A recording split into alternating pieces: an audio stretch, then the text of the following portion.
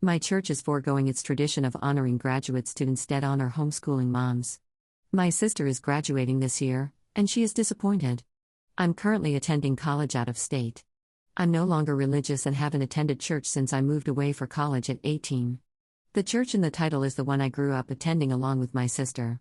She'll be graduating this year, and I made plans to come home to attend two things: the ceremony at her school and a Sunday church service where graduates are honored. I, myself, was honored with the other graduates when I was 18, and the church asked graduates to wear their school gowns to church so we could walk down the aisles while they played the graduation song. Once everyone was on stage, the youth pastor announced each graduate by name, the school they graduated from, and what they planned to major in during college.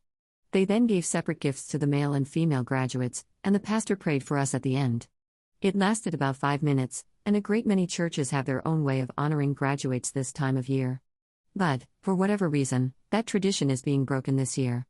When I was being honored, the church sent an email a few weeks in advance requesting that graduates wear their gowns and submit a graduation photo to be shown on the screen. This year, however, they didn't do that.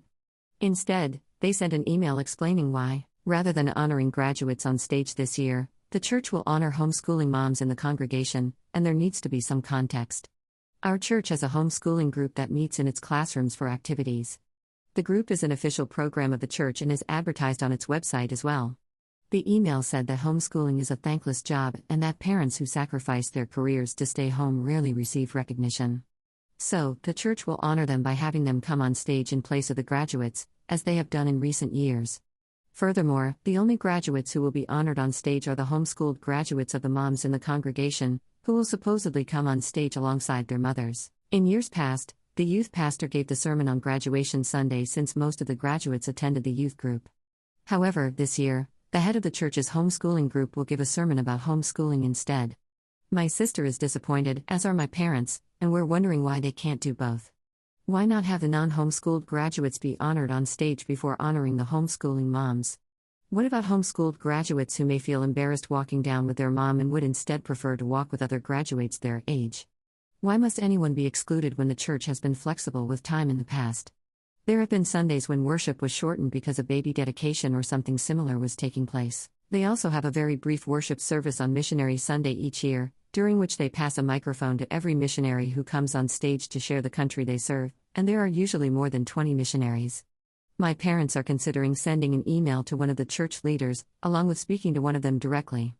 They have also spoken with other parents who felt similarly about the email. In addition to sending an email and trying to speak with a leader, would anyone have any suggestions on how to convey that no one has to be excluded? Church is the one place where you would hope everyone could be included, and this seems like a very avoidable mishap. Graduation Sunday is July 12th at our church this year, so there should still be time to make changes. Final update: something I forgot to include in my previous post was the reason our church's graduation Sunday was scheduled for July 12th. The last day of school for our school district was June 27th, and the commencement ceremony was held the following week, so that's why. I took the advice many people gave and asked my parents if I could co-write an email to the church with them, especially since other parents they had spoken to were considering doing the same. However, they suggested that I send my own email because two are better than one, and a greater number of responses might be more likely to change people's minds. I agreed and sent an email expressing my disappointment as a former member who had been honored upon graduating. I also included a powerful point that another commenter had made. Churches often have children who attend many different schools, and each school holds its own graduation ceremony. However, the church's graduation recognition allows students from different schools to participate in the same celebration, with the church serving as the unifying factor. When I was honored, students wore different colored gowns representing their local schools as they walked down the aisle during the service, and it was a beautiful representation of the community. I argued that, by choosing not to honor non-homeschooled graduates, the church was depriving children who grew up there of the opportunity to be celebrated together regardless of which school district they attended. If nothing else, isn't the point of church to bring people together? According to my parents, other parents sent emails in addition to following up in person. A few days later, the church sent a follow-up email. The email acknowledged that numerous people had reached out asking them to honor non-homeschooled graduates as well. However, instead of changing course, they said they would allow parents to submit graduation photos to be displayed in a slideshow on the foyer televisions, which are normally used to show announcements and other information. That was the full extent of their compromise, which I personally find pathetic. I avoided sharing my personal opinions about homeschooling and the church's motives in my first post because I felt they were irrelevant if a simple course correction could still be made. However, since they chose to double down on a decision that intentionally slighted non-homeschooled graduates, I no longer feel the need to hide those opinions. As many commenters pointed out, it seems as though the church is intentionally slighting students who attend public school for reasons they are unwilling to say out loud.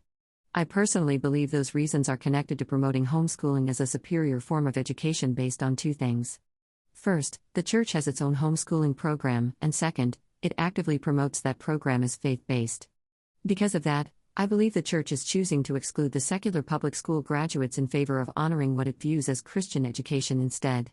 To me, this feels like the reverse of the whole eradicating anti-Christian bias narrative. I also agree with commenters who pointed out that the current political climate has encouraged many people to devalue the American educational system, a mindset that many Christians and churches have embraced.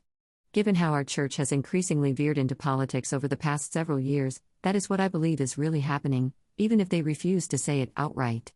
They could very easily choose to honor all graduates, but instead, they are intentionally choosing to exclude non-homeschooled students.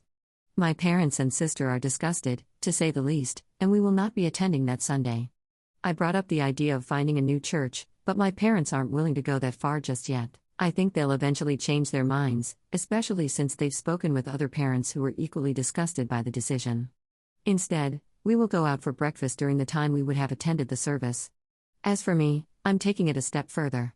Not only am I going to post about the church's decision on my social media accounts, complete with screenshots of the email, but I'm also going to send a detailed email to all of my former friends who received the church's graduation honor alongside me.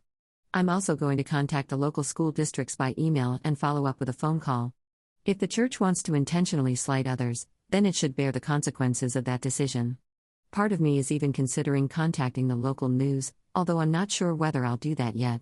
All I know is that we won't be attending that Sunday, and I fully support my parents' decision because, frankly, to hell with the church's decision.